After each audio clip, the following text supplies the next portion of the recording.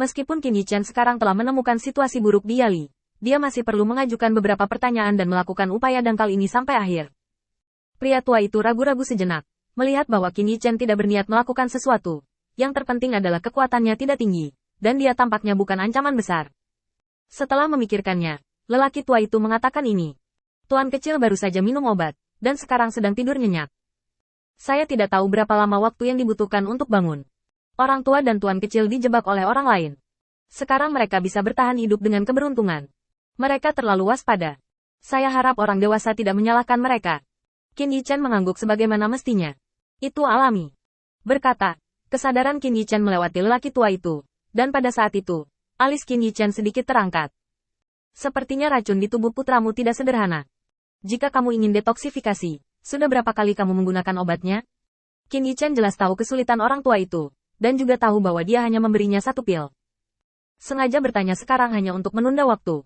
Alis Qin Yichen berkerut saat kesadarannya diam-diam menembus ke dalam tubuh Yali. Menurut akal sehat, eliksir, atau eliksir yang disempurnakan sendiri, seharusnya sudah didetoksifikasi, dan seharusnya tidak tertidur sampai sekarang. Saat kesadarannya semakin dalam, wajah Qin Yichen tiba-tiba menjadi sangat jelek. Racun siapa ini? Ada 3 racun mematikan yang tersembunyi. Setelah Qin Yichen menemukan ini, dia melangkah maju dan datang langsung ke sisi tekanan, menatap tubuhnya dengan mata serius. Di pelelangan, Qin Yichen tidak menunjukkan preferensinya untuk stres terlalu banyak, dan dia hanya melihat situasi keracunan stres. Tanpa diduga, kelalaian seperti itu menyebabkan Qin Yichen membuat sedikit kesalahan. Gejala ketiga racun itu digabungkan, menyamar sempurna sebagai gejala racun lain. Untungnya, Qin Yichen bukan obat yang tepat. Dia ingin menggunakannya tetapi perlu merangsang tubuhnya yang stres, sehingga dia dapat menggunakan tubuhnya sendiri untuk mengeluarkan racun dari dalam tubuh. Setelah keseimbangan ketiga racun rusak, racun itu akan meledak dalam sekejap, dan tidak ada ruang untuk pemulihan. Pil obat yang disempurnakan oleh Qin Yichen memiliki efek terbatas, dan salah satu dari 3 racun telah ditekan terlalu banyak, dan mereka belum menunjukkan praktik ekstrim. Qin Yichen melihat ke depannya dengan ringan dengan ekspresi serius. Mengapa saya tidak memberi denyut nadi pada putra Anda dan melihat bagaimana perkembangannya? Setelah ragu-ragu sebentar, lelaki tua itu menyingkir, tetapi dia selalu berdiri di sisi Qin Yichen, takut bahwa Qin Yichen adalah pria kuat yang menyamar dan ingin mengambil nyawa Yali. Qin Yichen cukup puas dengan kewaspadaan ini, dan tidak mengkritik lelaki tua itu untuk apapun.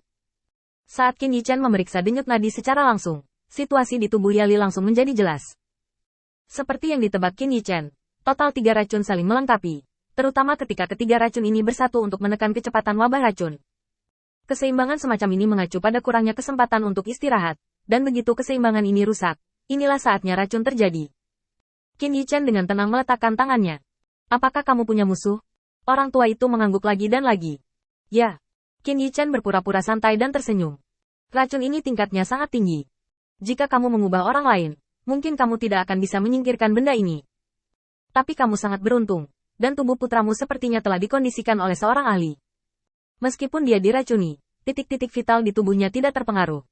Tunggu sebentar, saya hanya punya beberapa ramuan obat di sini, yang bisa dipadatkan. Setelah berbicara, Qin Yichen berjalan ke samping, duduk dan menggunakan tangannya sebagai kompor untuk memadatkan pil obat di tangannya. Melirik pria tua yang gugup itu, Qin Yichen menjelaskan. Jangan khawatir, racun itu sendiri tidak berpengaruh banyak. Ketiga racun itu saling mengandung. Bagian tersulit dari detoksifikasi adalah mengeluarkan racun pada waktu yang sama dan dalam proporsi yang sama. Putramu tampak kemerahan. Ini adalah efek dari Duan Mingsan, salah satu efek samping dari Duan Mingsan itu sendiri, yang menyegarkan dan dilawan oleh racun lain, Gui Meimian. Penjelasan acuh tak acuh Qin Yichen membuat pria tua di sampingnya semakin bingung. Tapi dia tahu betul bahwa Qin Yichen sedang menghemat tekanan sekarang. Di tubuh Qin Yichen, dia tidak bisa melihat sesuatu yang mirip dengan Yago. Dia mundur ke sini lagi. Dan dia juga menjelaskan cara racun itu digunakan, sangat cocok dengan gejala Yali, dan lelaki tua itu merasa sedikit lebih percaya di hatinya. Dia berkata saat Qin Yichen sedang beristirahat. Terima kasih telah menjadi rendah hati. Qin Yichen melambaikan tangannya secara langsung. Kamu tidak perlu memanggilku senior. Aku hanya punya sedikit pengalaman, jadi aku tidak berani bertanggung jawab atas kata senior. Qin Yichen dengan ringan memadatkan pil obat. Sebenarnya, Qin Yichen tidak terlalu memperhatikan Yali. Seseorang yang baru saja melangkah ke ranah kultivasi ksatria mungkin disebut jenius jika ditempatkan di tempat lain. Tapi di kuil penguasa cahaya, hanya masalah waktu sebelum melangkah ke ranah ksatria. Khususnya bagi orang-orang percaya yang telah diberkati oleh Dewa Cahaya, banyak orang telah melangkah ke alam ksatria dalam beberapa tahun sejak kuil penguasa cahaya didirikan. Qin Yichen secara alami adalah seorang pemuda berbakat yang tidak kekurangan tekanan. Namun pada intinya, yang diinginkan Qin Yichen adalah lelaki tua itu. Ini adalah kekuatan puncak ksatria itu sendiri, dan dengan ketulusan ini, kapan saja, selama lelaki tua itu mau bergabung dengan kuil penguasa cahaya, Qin Yichen memiliki tempat untuk menetap. Jika Anda datang lebih awal, Anda akan mengambil posisi penting di bawah Qin Yichen. Jika Anda datang terlambat, Anda akan melakukan beberapa tugas untuk menghilangkan tekanan bagi Sai Lao. Misalnya, memberikan pengetahuan kepada Sai Lao, dan menghubungi bagian dalam kuil penguasa cahaya. Cukup mengandalkan hatinya yang tulus. Sekarang kuil Lord Cahaya masih perlu memberi contoh untuk kota terapung lainnya, menunjukkan bahwa dia tidak dapat menargetkan orang lain yang hadir. Siapapun yang ingin bergabung dengan kuil penguasa cahaya memiliki kesempatan ini. Membeli hati orang juga merupakan praktik lama Qin Yichen. Setelah beberapa saat, pil obat dibuat. Qin Yichen tidak secara langsung membentuk pil obat selama proses kondensasi pil obat, tetapi menghancurkan pil obat pada saat membentuk pil obat. Oke, bawa ke dia dan sajikan. Setelah berbicara, Qin Yichen mengangkat tangannya untuk menyeka keringatnya, berpura-pura lega. Sekarang dia membantu lelaki tua itu, tetapi dia tidak ingin mengungkapkan identitasnya begitu cepat.